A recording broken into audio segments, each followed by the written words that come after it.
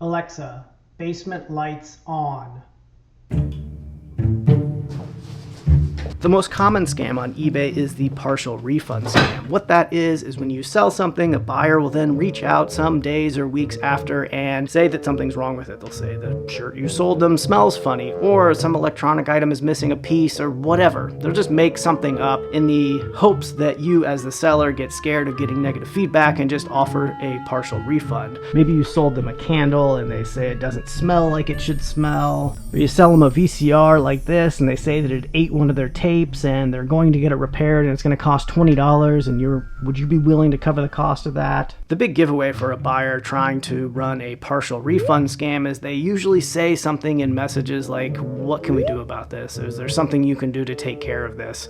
What they're doing is they're fishing for that partial refund. They're looking for you as the seller to be scared of getting negative feedback and willing to do whatever it takes to make this situation right. In all of these situations, you want to just deny their request for a partial refund. Say, hey, if you're not happy with the item, go ahead and send it back and I'll give you a full refund. 9 times out of 10, these buyers are just going to go away. They're not going to do anything. They're not going to send the item back. They're just trying to get a few dollars off after they already purchased it from you. And so this happened to me a couple weeks ago. I sold this stoneware baking dish. Everything was good, but I got a message from the buyer saying, hey, this thing broke in transit. And they included some pictures that left me feeling a little suspect that this buyer was not being completely honest. Truthfully, these pictures just did not look like the stoneware baking dish that I sent them. The colors looked off. I didn't see any of the markings. I told the buyer, that sucks, and I required that they sent the item back to me before I would even consider giving a refund. Typically, if I would have been able to tell that this was definitely my dish, I would have just refunded right away. It doesn't make sense for me to have the buyer send back effectively garbage.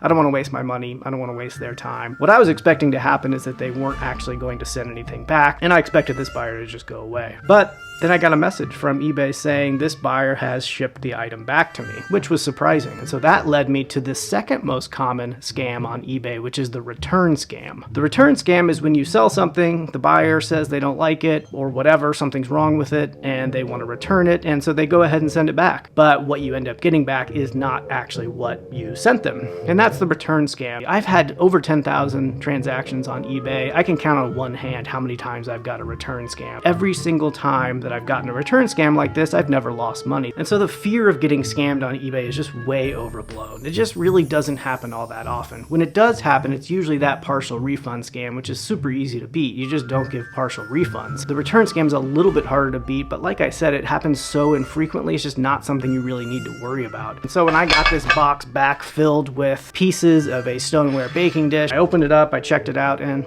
turns out it was mine. So what I thought was a partial refund scam wasn't. What I thought then turned into a return scam didn't end up being a return scam either. This buyer was legitimate. I went ahead and refunded their money and they're good to go. Hello.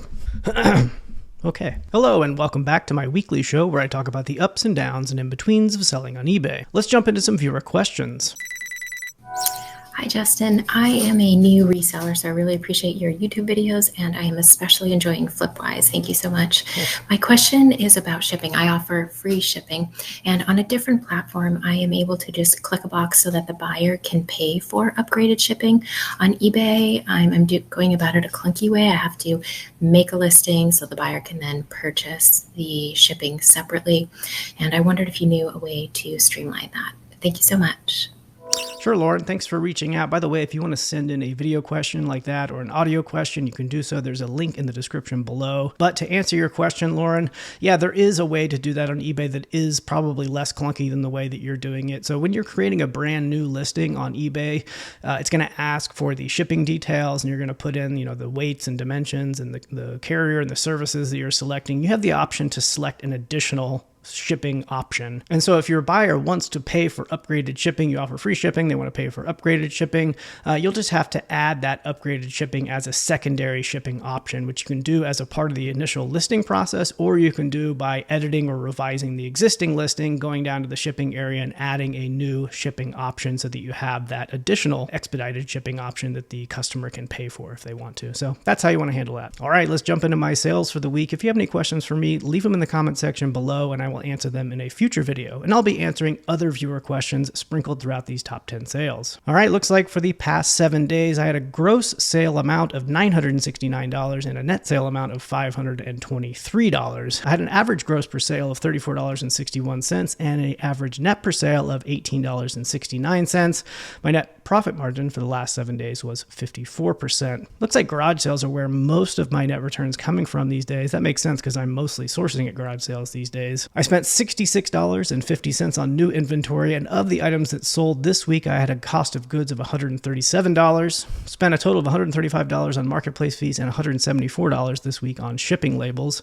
Had 27 new listings and 28 sales for the past 7 days. My average time to list was 1 day, so I'm keeping stuff out of my death pile, and the average time to sell was 7 months, so pretty good week. Q4 starts next week, so I'm expecting at least a 20 to 30% bump in these numbers as we get closer and closer to Christmas, and so hopefully that pans out. Coming in at number 10 is this new old stock vintage Disney Babies Minnie Mouse shoe short set. This thing is for toddlers or infants. It's from the 80s. I got it at where did I get it from? A flea market for $3 over a year ago. So I actually had a best offer come in this morning on this one for $35. I think it was listed originally, what was it listed for? It was originally listed for $48.49, and I couldn't hit the accept button quicker on this one because I've had it for over a year. Happy to take $35 for it. The net return for the 10th best flip was $18.53. Coming in at number 9 is this vintage OU Oklahoma Sooners national champion sweatshirt. I got this at the Can Okla garage sale back in, when was that? Early September for $3. It sold for $36.98. That's $29.99 plus $6.99 in shipping. The net return for the 9th best flip of the week was $19.21. I knew this was just going to be a good buy. Definitely vintage, 24 years ago, almost 25 years ago, if you can believe that. And it's football season, so I knew it would probably sell pretty quickly, and it did. It took under 3 weeks, just 20 days to sell.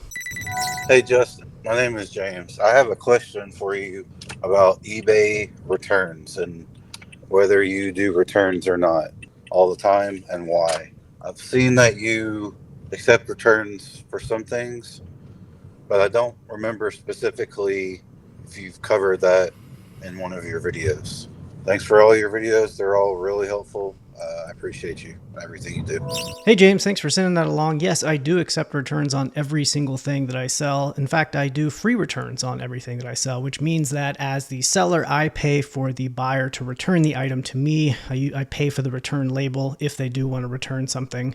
The reason I do this is because, the biggest reason is that even if you don't offer returns on eBay, buyers can still return stuff. So you might as well offer them and get the benefits of offering returns.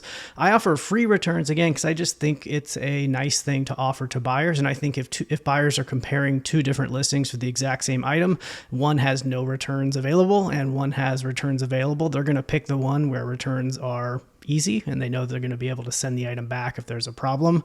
And again, if there's 2 identical listings and the buyer is trying to choose between one that offers returns and one that offers free returns, I again think that the buyer is more likely to choose one that offers free returns. eBay does provide some added benefits if you offer free returns. I believe, I can't remember. I think Top Rated Plus is included. So if you're a top rated seller and you offer free returns, you can have Top Rated Plus on that particular listing, which provides a special badge and things like that. And I just think it's kind of what buyers expect these days. My return rate hovers right around 3%, so it's not like I'm getting a bunch of people returning stuff. For the most part, buyers want to keep the stuff that they buy. They don't want to return something unless there's a problem, and if there's a problem, I'm going to make it easy for them. The number of people that are just like opening up bogus returns for no reason, it's just minimal. It just doesn't really happen. But yeah, there may be some categories where offering free returns doesn't make sense, but for me as an everything seller, I think it makes sense and I recommend that others do as well. Coming in at number 8 is this fossil leather travel passport holder. I got it at a garage sale for $2. It sold in 30 days for $34.49 for the 8th best flip of the week. My net return on that one was $23.27. So just a generic little fossil passport holder. If you remember a video video from a few weeks ago. I think I listed this on the video and it was new with tags. I ended up removing the tags and just selling it as used, and it sold pretty quickly, so pretty happy with that. Coming in at number 7 is this Tarot of the Witches cards and guidebook. This thing came from a garage sale 5 months ago for $1. It sold for $36.98. That's $29.99 plus $6.99 in shipping. The net return for the 7th best flip was $26.05. I've heard rumors that selling tarot cards like this is bad luck. I don't know. Is that right? Have you all heard that before? But anyway, hopefully I don't get bad luck for selling these Tarot of the Witches cards. Hey Justin, appreciate all of your videos and your wise wisdom. As a new seller for only 3 weeks, started off by selling what's around the home, but also started doing estate sales, Goodwill, Salvation Army. Roughly how long should it take to get your first sale on eBay? Seems like we have good product, maybe not, but just curious on your opinion on that. Thank you for your time. Yeah, thanks, William. Thanks for sending that along. So really, you're asking, how long should it take for you to get your first sale? And it is entirely dependent on what you're selling. So on eBay, it's all about the individual item. Every single item you list on eBay has what's called a sell-through rate. That means there is a number of active listings out there. That's your competitors. That's people that are selling the exact same thing. And then there's sold listings. That's the demand. That's how many people are actually buying those items. And comparing the active and the sold is really going to give you an idea of its sell-through rate. So when you're asking how long should it take for you to sell something on eBay, it just depends. If you could list one thing on eBay that has an excellent sell-through rate that's going to sell in one day, or you could put something up there that has a terrible sell-through rate and isn't going to sell for a year. So it is entirely dependent on the individual item that you're trying to sell, and whether you have a new account or not really isn't going to make a huge difference. I think, if you're a brand new seller and have never sold anything, have no feedback, it might take a little while to get the right buyer in there who's going to take a risk on a brand new seller, but I don't think that's going to make too much of a difference. If you're selling something that someone wants and it's photographed well, it's described well, and it's priced well, people are going to buy it. So entirely dependent on the items. You want to really take a look at your inventory. If you think it's taking longer to sell something from your inventory as a new seller, you want to go through that inventory and look at the sell-through rate for everything in there to try to get an idea and set your expectations accordingly for how long it's going to take to sell something. So yeah, no real straight answer here. It really just depends on what you're selling. Coming in at number 6 is this really cool vintage St. Louis Blues cap. I got this at a garage sale over a year ago for just 50 cents. It sold for $38.79 for the 6th best flip of the week. My net return was $27.28. I turned best offers on this a few weeks, maybe a month ago, and I've gotten like 20, 25 different best offers on it. Super low ball. So happy to finally get this one out the door, and it went for full price. Coming in at number 5 is this Netgear Nighthawk Mesh Extended Router. I got this just this past weekend at a garage sale for $5. Had an excellent sell-through rate, so I knew it was going to go quickly. It went for $56.98 in 21 hours. The net return was $38.75 for the 5th best flip of the week. Hi, Justin. My name is Stephanie, and I have a quick question for you, I hope. I'm a new eBay seller, and I'm enjoying myself very much. But today I had a product that I wanted to create a video for because it was in electronics, and I wanted to show that it was working. And I can't for the life of me figure out how to make that happen.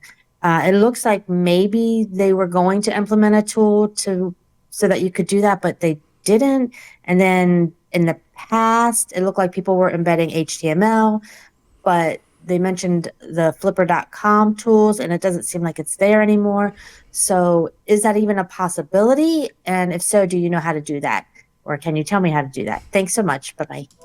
Sure, Stephanie. Thanks for sending that along. Taking videos for your listings is kind of weird. It's not really set up in a great way yet on eBay. So as far as I know, and I haven't checked this recently, but I'm pretty sure that you still can't take videos and upload them through the eBay mobile app. And so if you're like me, I take all my photos through the eBay app directly into the listing. I don't use a standalone camera. And you sort of expect that you should be able to like record a video with your phone and have it uploaded directly to the video, but that's not how it works. I think you can only upload video to your listings using a desktop browser. So going to ebay.com and revising the listing or creating a new listing and uploading the video directly from a desktop computer through ebay.com through a browser. I think that's the only way you can do it. So you can take the video with your phone, but then you got to figure out a way to get the video to the desktop computer and then upload from the desktop computer up to your eBay listing. So hopefully eBay is going to introduce the ability to record directly from the eBay app itself. That would be pretty nice. But for now, you do have to do it through the desktop browser. Coming to number 4 is this Schlage lock. This is an interior lock set. I got this also this past weekend at a garage sale. Got a cost of goods of $3 on this. Really, it was just a big box of a bunch of different lock sets like this. Most of them vintage. This one sold in 9 hours, if you can believe that, for $59.98. I have no idea why it sold so quickly. I don't remember the sell-through rate being that good, but the net return for the 4th best flip was $39.96. So really good. I knew to pick up these lock sets. I knew that they're more valuable than you might think that they would, because one of my best flips when I first got started in this business was a big box of these types of things. So when I saw them at a garage sale, I bought the whole box for $10, and I knew it was going to be a pretty good buy, but wasn't expecting it to sell that quickly, honestly. Coming in at number 3 is this Uma, I think is how you pronounce that. This is a voice over IP home service phone and little, I don't know, base station, I guess. I guess you hook it up to your internet. You can use your internet for your phone. I don't know. Don't know exactly what this device was. I got it 8 months ago at a Savers for $20. It sold for $78.99. The net return for the 3rd best flip of the week was $41.19. This thing was brand new. It still had the plastic on it, but didn't come in the original box. Hey, Justin, thanks for answering my last question. It was super helpful. Sure. I have another one for you. I've been trying to find just traditional run-of-the-mill garage sales in my area, which is in Middle Tennessee, and been struggling a lot. There are an abundance of estate sales, which I try to frequent as often as possible, but the classic garage sale just doesn't seem to be a theme in my area. Are there particular seasons where garage sales are more popular than others, say like in the fall or in the spring? And have you ever, or do you ever travel out of state and kind of make almost a vacation out of it to go seek and find other inventory in other areas and zip codes, whether it's at a flea market or a garage sale or a Goodwill bin, whatever? We're looking to travel, looking to find new areas where I could source for good inventory.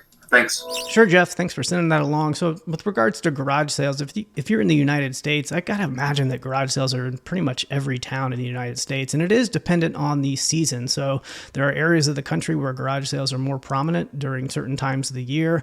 It really is just weather related. And so I live in the Midwest, and so we have, all 4 seasons, and typically garage sales for us are starting in the spring and last all the way until the fall, late fall, kind of right around this time actually. But there are places like Florida and California where garage sales kind of go year round because the weather can support it. And so it really is just dependent on the specific area. And when garage sales happen during the week is also dependent on location. For example, here where I'm at, garage sales happen on Wednesdays, Fridays, and Saturdays. I'm not sure why Wednesdays, but I don't mind. I don't mind going to garage sales on Wednesdays too.